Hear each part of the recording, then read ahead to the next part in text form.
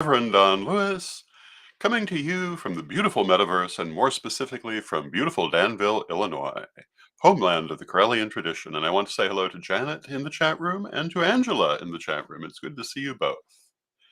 And as you probably know, this is Midday with Reverend Don.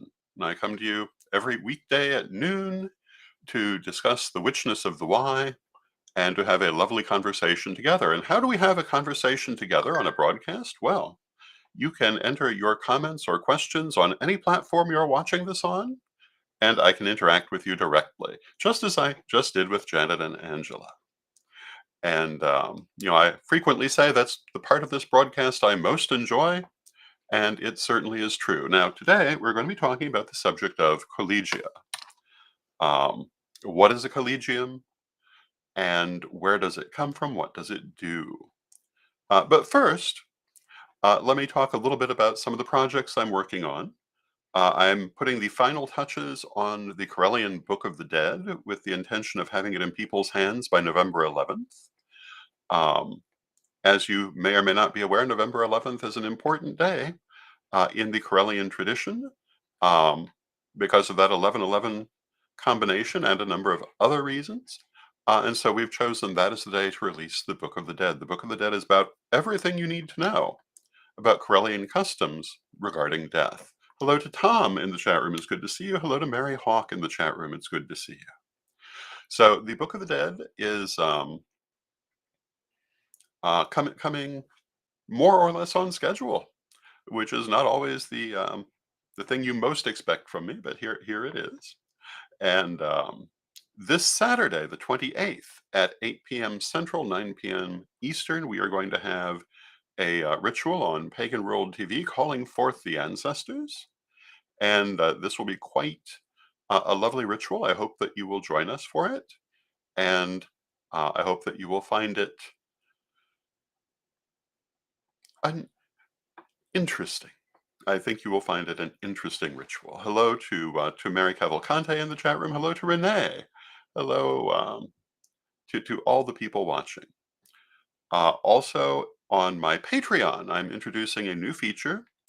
I'm going to be removing a couple of the older features that haven't been everything I might have hoped, and it's going to be me reading stories um, with as much drama as I can put into them. And we're going to start with Edgar Allan, and this will be starting before the end of October. So the very first story will go up probably this weekend thereabout. And Angela says, "Hello, Loud Don." Oh, I meant Lord Don. Sorry, but we are broadcasting, so either one could be considered appropriate. Um, I've found historically people do tend to like my voice, and when I suggested the idea of doing stories on Patreon, people were actually quite excited about it. Some of the other projects we're looking at in that realm include reading my own novel. Um, But that will not be a one installment thing. It'll probably be by chapter. And I'm also thinking of Dickens' Christmas Carol, maybe some of the works of Lovecraft, but probably mostly things that come under the heading of ghost stories and supernatural delights. Kind of like Lord Don's Library of Horror, except um, a little more homemade. And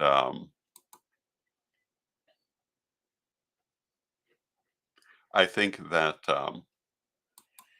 I think that will be very popular with people. So I'm looking at that. And Mary Cavalcante says, "I want a ringtone of you saying hello, Mary Cavalcante."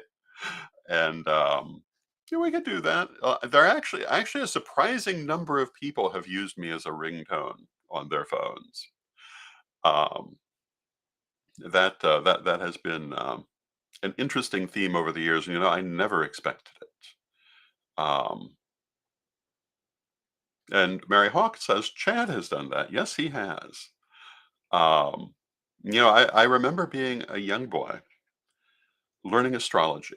One of the books I learned astrology from was Grant Lewy's um, Heaven Knows What, and Grant Louis, Heaven Knows What. And in it, he said, I forget which astrological aspect gives me this, but he said that I should have a very remarkable voice.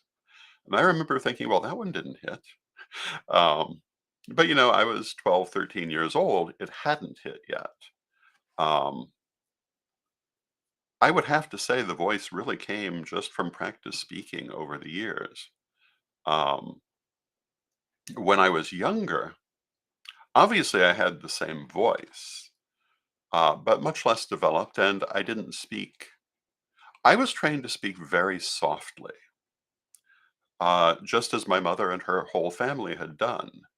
And I've always understood that this came from the fact that they had um, Native American ancestry and that this was a custom from that background. When my mother became a nurse, the only criticism her instructors had for her in nursing college was that she had to learn to speak up because the level at which she normally spoke would not work for elderly patients who might have trouble hearing, or anyone who was hard of hearing. And she learned to project her voice much more. And in later years, I learned the same, mostly when I started doing things like radio and television interviews. Um, and the rest just kind of developed. The accent was already there. Um, and of course, the other thing is getting older. All of our voices change as we age, and what damage we inflict on our throat is sometimes part of that. I mean, there is a certain effect that people who smoke will sometimes have in their vocal quality. I have never been a smoker, but I will have to say my voice has continued to develop as I've continued to grow older, and I think that part of that is just part of that. Um, so yeah, these are some of the things I'm working on, and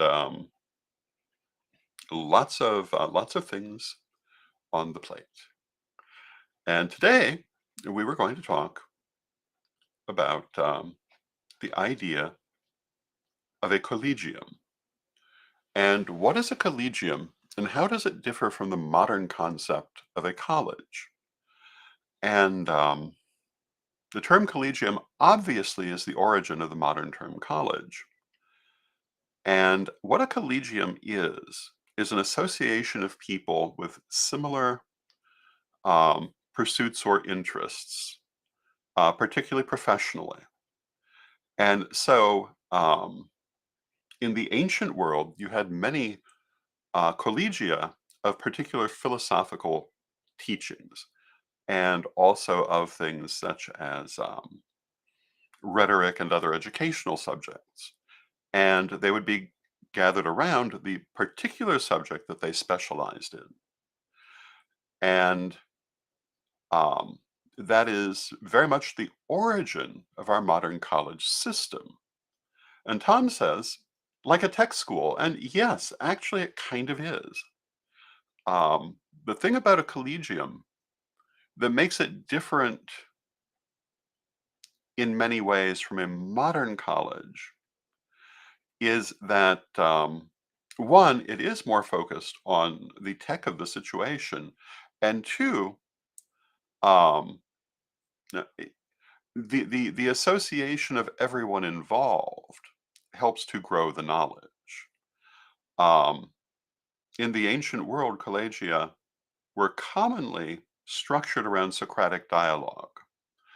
Not always, but not uncommonly, in which the teachers and the students would discuss situations with the goal of the students not so much um, absorbing the idea by rote, but thinking of it on their own through the right questions being asked. And sometimes their answers would change what the teachers thought. And so, in my mind, a collegium is a little bit more of an equal partnership. Um, Collegia um,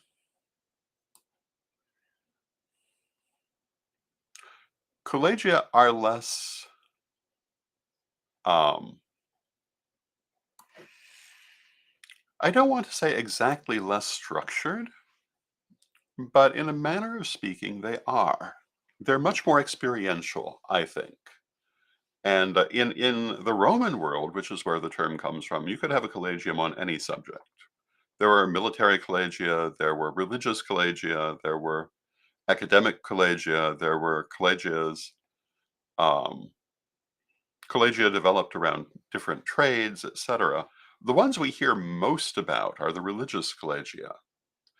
And in our contemporary world, most of our metaphysical traditions are still basically collegia, um, in various ways. They're groups of people sharing the same interest with different structures, depending on the individual association. But they have very much that individualized approach.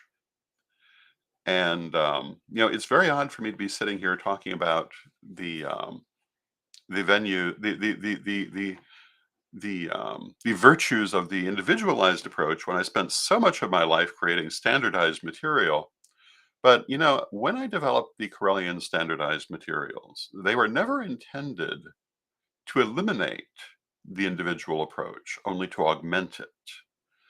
I find that some people have used it differently than that, but it was always meant to give a base, not a limitation. To say these are the basic things we need to know to consider ourselves Corellian clergy. And then if individual teachers have more to teach, I always thought that was very good. And hello to George in the chat room. It's good to see you, George. And so these are some of my thoughts around Collegia. Now, why am I talking about Collegia? Um, I was talking yesterday about my 5-year commitment to Which College. And Which College is being set up in a lot of ways with reference to ancestral collegia, as opposed to the modern industrialized college system. Um, it still is a teaching system that will share many of the same characteristics, but it's drawing on some of those older, more individualized characteristics as well, particularly the relationship um, of the teachers and the students. So I think it's going to be a very fascinating experience. I have, as I was saying yesterday, I made a 5-year commitment to the psychic instruction program, the psychic arts. I won't be the only person teaching on that subject by any means, but for myself, there will be 5 years of classes, which will also become books. And these classes will approach the subject of the psychic arts in a different way than we discuss it in my existing books. Even though in many cases we're talking about certain things that are universal to the subject, but when we're talking about the psychic arts in a professional sense versus a clerical sense, there are some very different aspects to be described. So I think people are going to find that very interesting. I'm also going to be heading Corellian studies at Which College, and among other things, I am looking at putting together a course on archpriesthood. And why do we need a course on archpriesthood? There aren't that many archpriests. Um, and the idea of a course on archpriesthood is not necessarily intended um, with being any sort of, and of course, we'll have to see how it develops, but with being any sort of requirement for archpriesthood, but rather, what does it mean?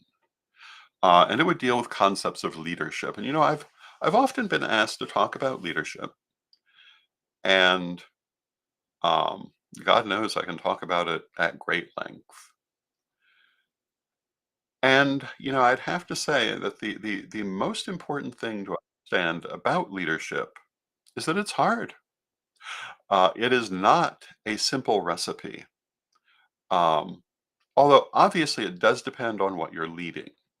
The simpler the organization, the simpler the process. But there are so many things to consider.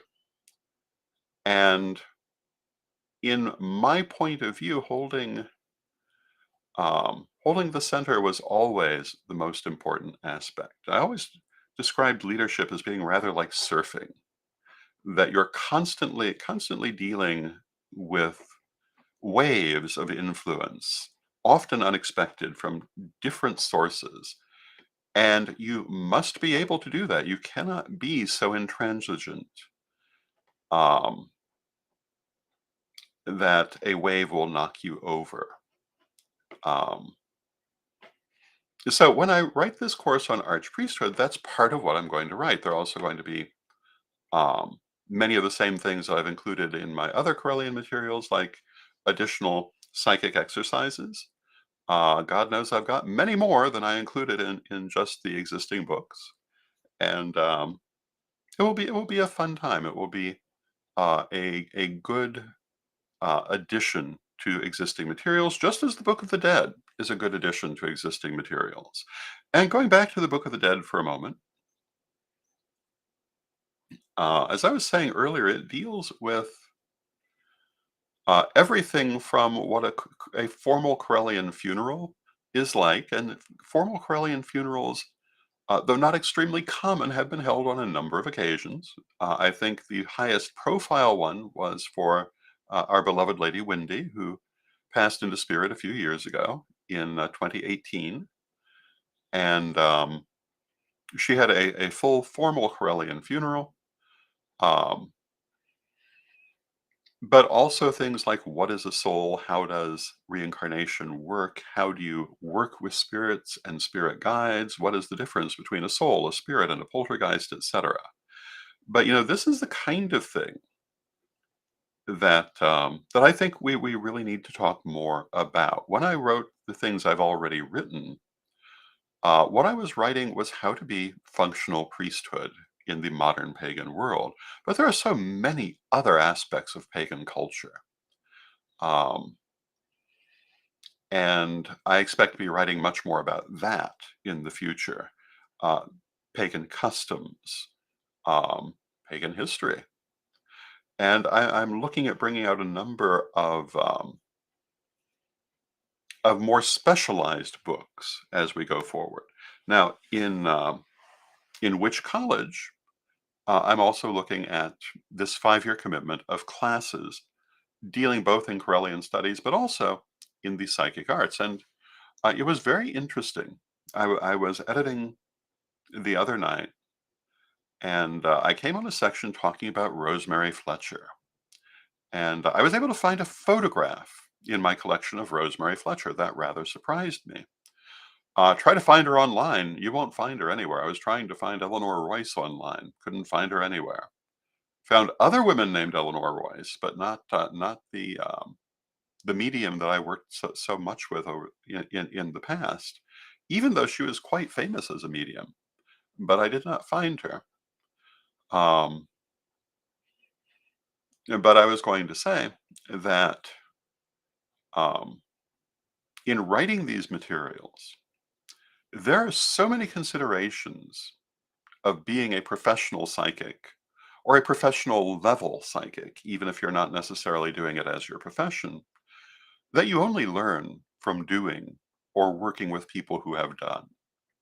And that's going to make these classes, I think, particularly interesting for people. I have had a number of experiences. And in fact, in the Psychic 101 class, which is already going forward um, at Psychic Academy within the Witch College system, I was speaking with one of my former associates from J&M Psychic Fairs about some of the adventures that we had. And one of the subjects that came up was how do you handle um, difficult readings, the ones who won't listen, for example, to what you're trying to tell them. And this is a thorny problem the first time you encounter it. When you're getting a very definite, clear message, but it's not the message they want and they won't take it. Um, and what can you do? And there are a couple of answers, including trying to rephrase it, trying to bring it to them in a different way, just repeating it, and ultimately moving on. Because to a certain extent, if someone won't listen to you, there's nothing further you can do. Um, but discussing this really did bring up in my mind again some of those unique things that you only learn by doing. Um, because you're not going to encounter that kind of situation as often as an amateur reader as you are as a professional reader. Um, and learning how to handle it with delicacy and expertise is the fruit of experience. And so that's one of the things we'll be talking about somewhere in those psychic classes. Um, Another thing, which you probably would not think of if you've never been a professional psychic reader, working at psychic fairs, or for that matter, through any other source, is how do you present yourself in the most successful way? When we think about the psychic arts, presentation isn't always one of those things we think of immediately. And yet it's very important, particularly in the professional psychic world. And this includes things like if you're using literature, how do you make your literature most effective? If you're at a psychic fair, when people come to a psychic fair, they usually either go to someone they already know or they look around the room and they choose someone based on the impressions that they get. And some of those impressions will be visual.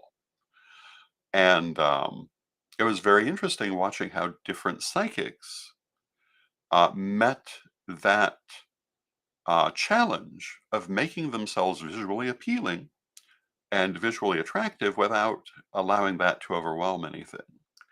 One of the people I particularly remember was Alexandria East, who was a wonderful psychic.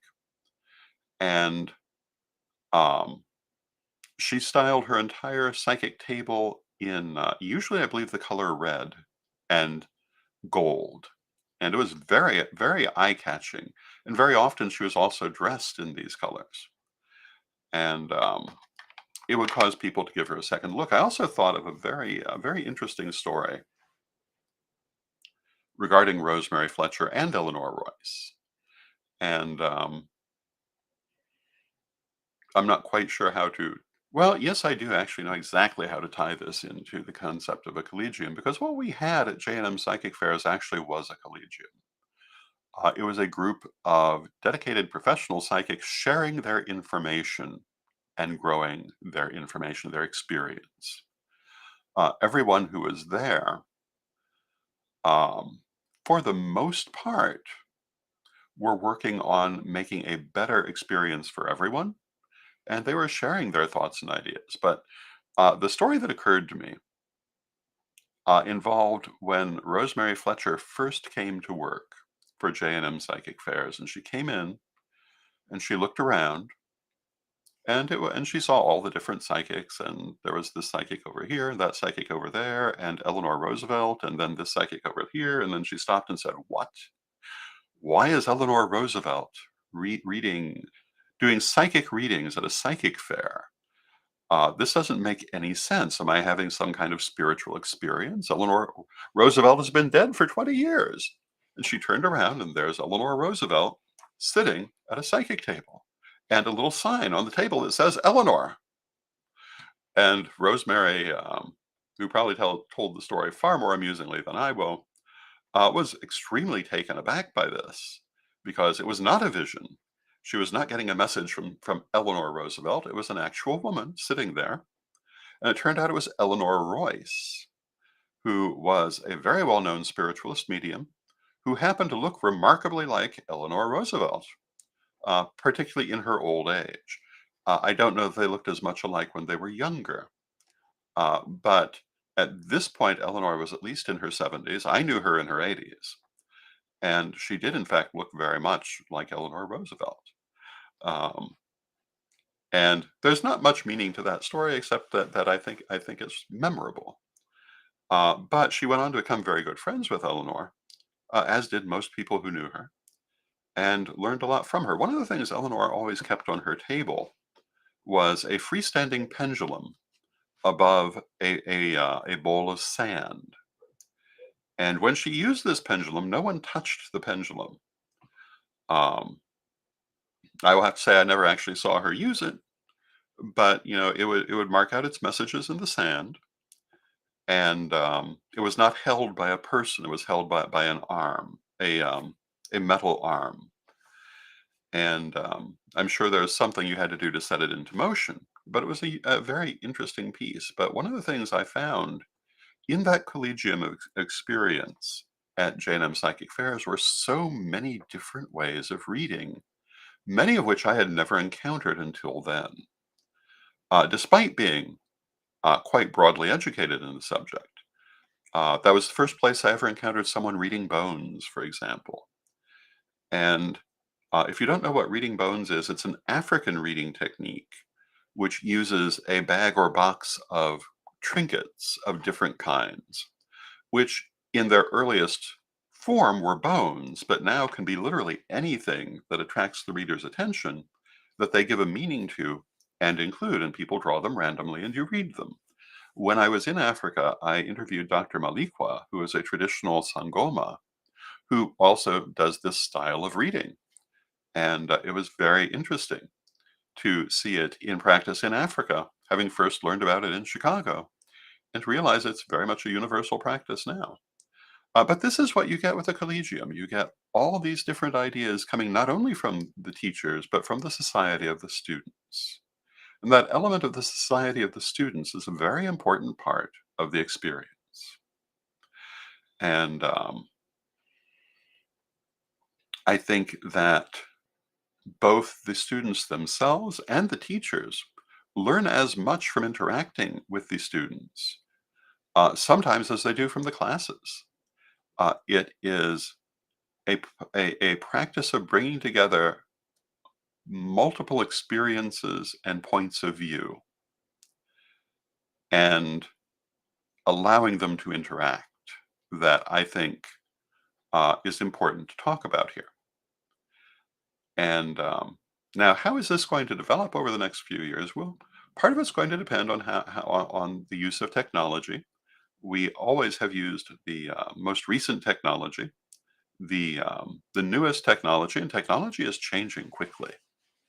One of the things technology is doing, and will certainly continue doing, is making communication between people who are far away physically progressively easier and more like being in the same room. And I think within just a couple of years, um, we probably will be using platforms where we actually feel like we're all sitting in the same room. Um, I think it's more than a few months away, but I don't think it's very far away at all. And I think you'll see that also coming to Pagan World TV in a variety of ways. It all depends how things develop, but however they develop, we certainly will be taking part with them. So, with that, I see that we've come to the end of our half hour. I hope you've enjoyed our program today. Um, if you like the things I do, you might want to check out my Patreon at revdonlewis.com. And if you are interested in any of the books we talk about, we have CorellianPublishing.com.